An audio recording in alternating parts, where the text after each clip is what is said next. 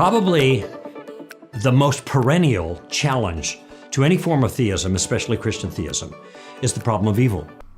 The problem of evil is a pretty big hole in the theistic position. This is huge, and it's the kind of thing that people bring up all the time. Hi, I'm Babina. I'm an atheist, and I like to debunk theists and flat earthers, anti-vaxxers, really anyone who's spewing falsehoods. I actually like the problem of evil. What? What? Excuse me? I mean, I don't like evil, but I like it as an issue because of where it leads me. Go on. It turns out that the problem of evil is not the problem for Christianity that a lot of people think it is. Our entire story is all about the problem of evil, okay? It seems like you don't understand what we're talking about. It starts in the 3rd chapter and it ends 66 books later. Our whole story is about how God deals with the problem of evil. And let me make an observation at this point. Hold on a minute. The problem of evil is not that it exists. The problem of evil is an argument against the existence of an all-powerful and all-good being. Basically, an all-good being would want evil to not exist. An all-powerful being would have the ability to get rid of evil. Therefore, if an all-good and all-powerful being exists, evil shouldn't exist. But since evil does exist, therefore an all-good and all-powerful being does not exist. In our story, God deals with it. In other stories, good luck. God isn't big enough. He's in it with the rest of us, victimized by evil. That's one approach. Evil is an illusion. A lot of Eastern religions have that view. Wow, that works? That's not a solution. That actually does work. Good and evil are subjective.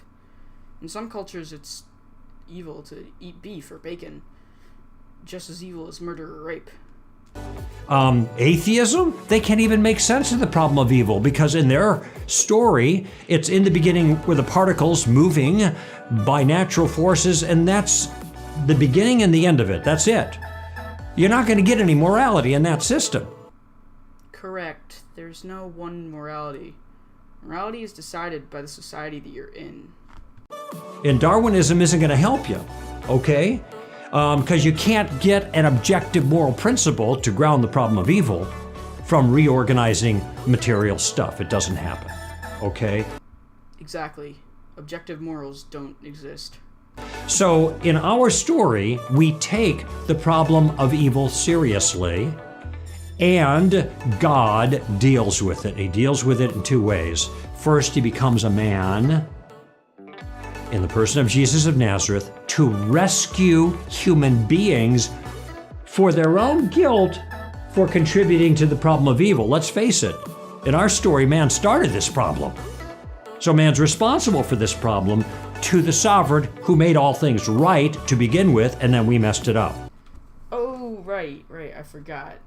God, given every possible way to get rid of evil, decided to send part of himself down to earth to suffer and die, and it doesn't even work. So I guess God is an idiot? And of course, let's just forget about how God created Satan. It's just a minor detail there. Big problem. So can we fix it? We can't fix it. So God decides to help us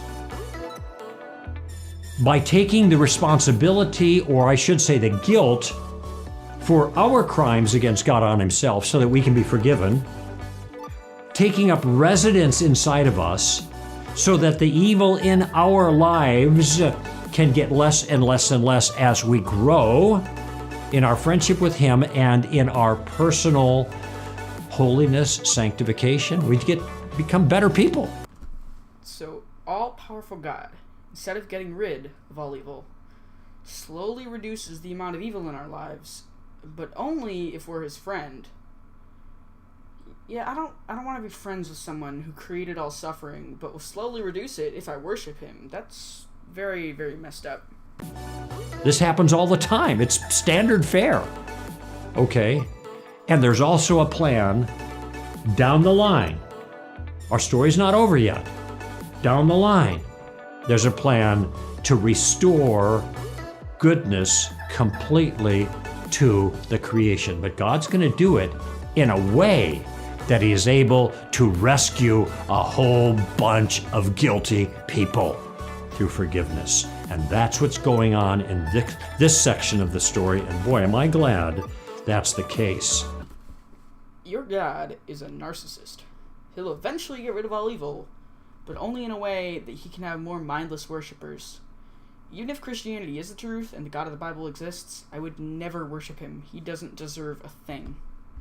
Because if you think about, for many people, if God were going to deal with the problem of evil tonight at 12 midnight, where would they be at 12:01? C.S. Lewis says when the author walks on the stage, the play is over. No, God is delaying because there are more people yet to experience God's mercy and forgiveness instead of His judgment. And that's why the delay. God didn't cause the problem of evil, but He has taken it upon Himself to solve it. Well, He's doing a pretty shit job at it so far. 4,000 years to send His Son, and that still hasn't fixed the problem after another 2,000 years. Either God's a moron or He doesn't exist. I'm not sure. It's a toss-up, really. That's all for this video. I'm also on Minds. Link is in the description. Just go subscribe or follow or whatever the thing is. Later.